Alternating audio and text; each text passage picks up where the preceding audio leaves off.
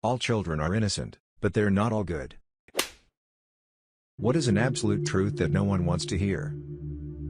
Just because you've been doing something longer than other people doesn't mean you're better at it. Driving, job role, sports, etc. Old people hate this truth. But they just refuse to believe it. A healthier psychological approach would be to invest in the youth. Realize you're going to die and you're not that important. Actually want young people to be better than you. And help them achieve that. But, not going to happen.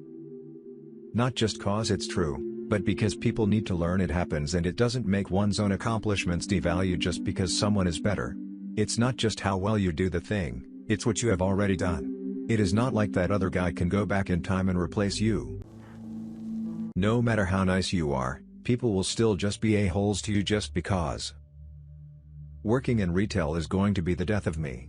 People can be such unbelievable a-holes. Just because you're having a bad day or life doesn't mean you can take it out on the girl working in the store you're buying flowers from. And it's always the elderly that are the meanest, in my experience. I'm so glad for masks because I don't have to fake smile anymore. Just because someone is related to you doesn't mean they are a good person. And it doesn't mean you have to like or tolerate them. Sometimes friends are your true family because they accept you for who you are. They choose to stick around with you. Not because they have to. I don't speak to my father and never will again, nor his side of the family. I'm estranged from one of my sisters already and I don't like most of my extended family. I do not appreciate their morals. You won't lose much at all by cutting some family ties, circumstances depend though, of course. You'll be much happier in the long run once you establish your life, who you are and what you need and want for your future. Your spouse, child, home, job and vacation, etc. is not nearly as important to anyone else as it is to you. Yeah, I have a friend who goes on and on about his daughter. I really don't care and it's boring, but he enjoys talking about her so much and I'm happy to see a father so consistently excited about his kid. So, you have to listen and seem interested. I'm sure people give me the same kindness about a few things too. Life is easier for attractive people. When I was thin, I never noticed it. Then some stuff happened and I gained a bunch of weight. I was stuck in my house during the period I gained weight, so it was just a total 180 when I was able to go out again. I'm no morbidly obese or anything and no one is mean to me, but people just aren't as nice as they used to be. I never realized it until it was gone. Attractive people just don't realize the benefits of being attractive. People just gravitate to you more, it's easier to make friends, of both sexes, it's easier to connect with people and you're given more opportunities as a result. It's not even about sexual attraction, though it can be, but people just naturally gravitate to you more. I never realized how much that was true until it went away. No one wants to hear your music in public. It could be my favorite song ever, but if someone's blasting it in public, it's still annoying. Pro tip, the louder you'd like to be listening to it, the worse it is. If you're flying through a neighborhood at 2 a.m. blasting it, it's really bad. If you're on the bus and you're rapping to it, it's pretty bad. If it's in your headphones and it's not an annoyance to anybody, it's great. Better than any other genre. I'm normally a tight-lipped, accommodating individual. But every time I hear someone playing music in a public place, I'm very quick to tell them to wear headphones, turn it off or leave. I don't know how others deal with it. It is possible to make no mistakes and still lose. That is not failure, that is life. Conversely, it is possible to make many mistakes and come out ahead, and people forget that. They think taking a real risk is out of the question because of past mistakes. And they feel like they cannot afford more mistakes. Like it's been too long, they haven't done enough, etc. And they don't push through, and then they're staring at a wall at 29 going, holy hell, I thought it was too late when I was 20. Now I'm 29 and it's definitely too late. But then you're 52 going, man, my 29-year-old self should have made some more mistakes, they could have handled it. I'm not 52, but I read and interact a lot with people older than me. Anyway, all this is to say mistakes are neutral markers of what works and what doesn't. Doesn't work, fix it. Works, improve it or keep it the same. So take a risk, life's a gamble. Buy the ticket, take the ride, all that jazz. That you need to uplift others to improve society and the world. But everyone is more focused on crushing those around them to ensure their current, or potential, position in the world. I've never understood why people are so obsessed with suppressing others just to feel good. They probably don't know how to improve themselves, but they know how to drag others down to increase their relative status. Don't be one of those people. Even though you think your kids are special, they are most likely just average. 50% of kids are below average. That's a lot of parents with kids that are entirely unremarkable, or remarkable for the wrong reasons. People think their children are special because they are normally above average at the things that matter to the parents. Parents will teach and reinforce values and skills they care about. Then they evaluate their children based on those values and skills, making them above average most of the time. I feel like I've basically had imposter syndrome my entire life because of this. My mom was so vocal about me being the best, smartest, most mature, etc. to everyone. It was not only embarrassing but also made me feel really inadequate because I knew I was just average smart. I work hard when I want to learn something though, and I've gotten good at things by putting in the work. And I can still never accept compliments. I always feel awful inside that someone is bestowing compliments on me when I'm clearly so average and not special. We don't know everything and probably never will. There was a physicist who opened a TV show by giving a physics lecture, and then the camera pans out and you see he was talking to a dog. He was trying to make the point that the nature of the universe might actually be so complicated that it is literally beyond our physical capacity to understand. That there are people who won't like you or agree with you and you won't be able to change their mind, so you just have to deal with it. I just recently learned this. Sometimes the person will change their mind about you and you won't be able to change it back, even when you did nothing to warrant the change of thought. My sister-in-law hates me. Her reasons are petty, and I've come to realize that it's because she doesn't have a healthy coping mechanism for what's going on in her life. It's easier to hate someone than to fix whatever is going on inside of you. You are probably the cause of your own problems because you refuse to look within yourself and deal with it. To be explicit, some people do have a variety of problems that are imposed upon them for a variety of reasons. But that still doesn't mean responding in such a way that it exacerbates everything. I said probably for a reason and added the parenthetical bit. Some problems are not your fault individually. But it's still your responsibility to handle it. For example, no one asked to be in a pandemic. But here we are. And we've a responsibility to wear masks, socially distance, etc. If we don't do it for each other, then we can at least do it for ourselves. All children are innocent, but they're not all good. Some people will grow up to be buttholes regardless of what they're exposed to. You're not supposed to label children as psychopaths, but some of them absolutely are. A lack of a conscience is something you're born with, and you can see these traits pretty early. Unfortunately, an actual psychopath, like clinically, is not fazed by his environment. He will be a psychopath no matter how amazing his caregivers are. We learned this one day in some psych class, and it put me in a weird headspace because we obviously want to believe everyone is capable of good. No one is at the wheel. There is no one leading the planet, just powerful people, companies, and countries all struggling together against everyone else for power, money, and control. It's all driven by self-interest.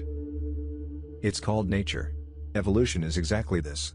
Survival of the fittest doesn't mean the best wins, just the most appropriate niches filled. Nothing is planned. Life just exists for the sake of living. COVID was what finally made me understand that there is no shadow cabal or super secret ring of 200 IQ super geniuses controlling things from afar.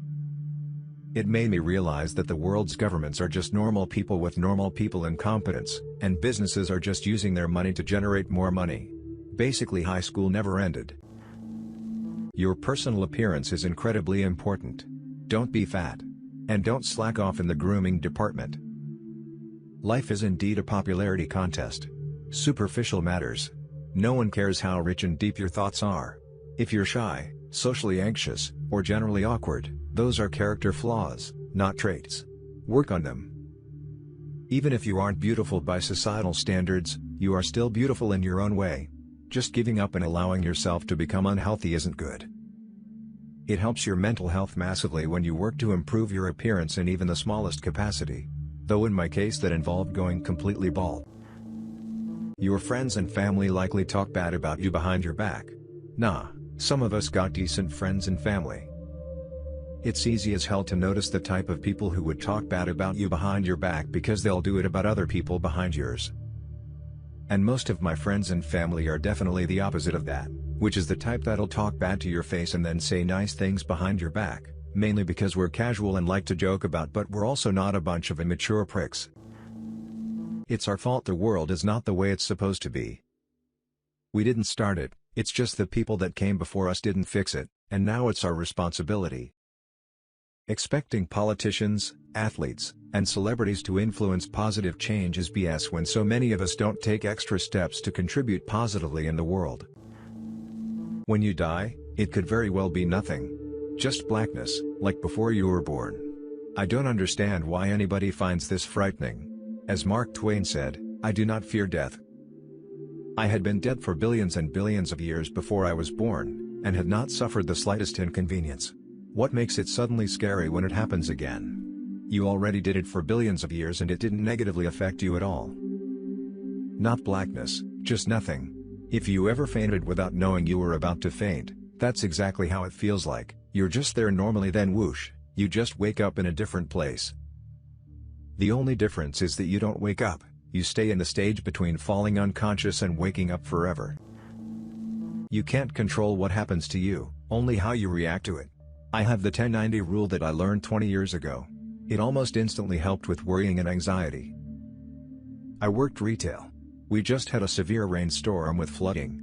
The next day one of my vendors came in with his normal delivery. We chatted like usual and he told me the story of what happened to him and his wife the night before. Backstory: she was a bit of a control freak and he had told me many stories about the numerous times he had tried to break her of that. They were supposed to go out with friends but his wife wanted to cancel due to the pending flooding so she could stop it. He said he laughed in her face and she was naturally angry at him. So he took all of their important valuable things and piled them up on their mattress of their bed, which was on the second floor of their house. He then told her he was going to the party anyway and if she wanted to stay home and somehow control flood water, he would go without her. She refused to leave so he went without her. He said he had an absolutely great time and didn't once think about the house or the flood. When he got home, there was no flooding at all. His wife was sitting there miserable, waiting and worrying over nothing. He said he had never once heard her say the phrase, "You were right," to anyone, let alone him. That was all she said. So he didn't reply at all, just grabbed her a beer out of the fridge, opened it, handed it to her. Then he went upstairs and cleaned off the bed while she sat in silence drinking her beer and he went to bed. His rule was, I can only control at best 10% of the things that happen to me, the other 90% are completely beyond my capabilities of controlling. So focus on those small things you can control, like, what color shirt to wear today, and just deal with the rest as it comes. Prophets had no excuse. If you claim to have a connection to God and hear His voice, then the time period in which you live doesn't excuse what you do or prescribe for society. Otherwise, it means your God was limited by the spirit of the era, meaning He isn't omnipotent. Or that God was just wrong. There's an interesting concept that a lot of the time it may have been prophets of old interpreting things the best they could.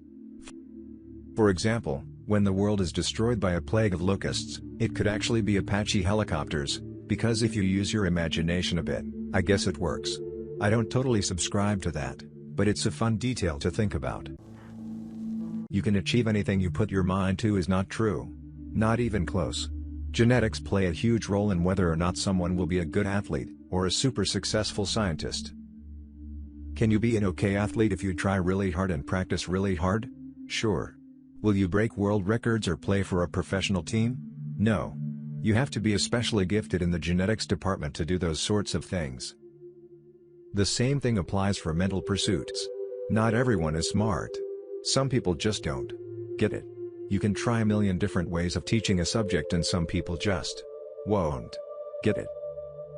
Critical thinking, the ability to see a problem and visualize how to get a solution, comes much more easily to some people than to others. Can you sit there and memorize things and get good grades and whatnot? Absolutely. Will you ever be a scientist who does extremely important research and solves the world's next huge problem? Probably not, unless you get hired because of nepotism or dragged along by someone who is good at critical thinking. Furthermore, much of what you can do is limited by who you know. If you're rich or your parents are rich and they know lots of people and have a large social network or a lot of people who want to please them for one reason or another, you'll likely find a job in whatever career you want to extremely easily, provided you're not totally inept. If you're the first in your family to get a degree and aren't good at maintaining a social network, you'll likely have an extremely hard time finding a job, even if you are the person best suited for the jobs you are applying for. Even if the job you're applying for is literally what you spent 5 years getting a PhD on, if you don't know somebody, you likely won't get that job.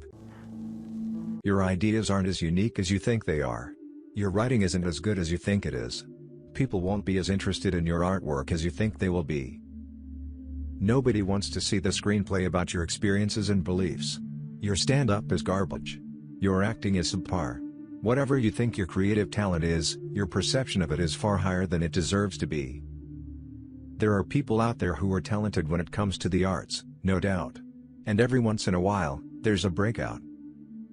But what usually happens is that a person has a small circle of people that are really supportive, which gives the writer or artist more confidence than they deserve, and they crash and burn when they try to expand their audience. Thanks for listening to Radio TTS. Hit the subscribe button and activate the notification bell for more videos. Click the right box for the Radio TTS playlist and let us know what the next video should be about.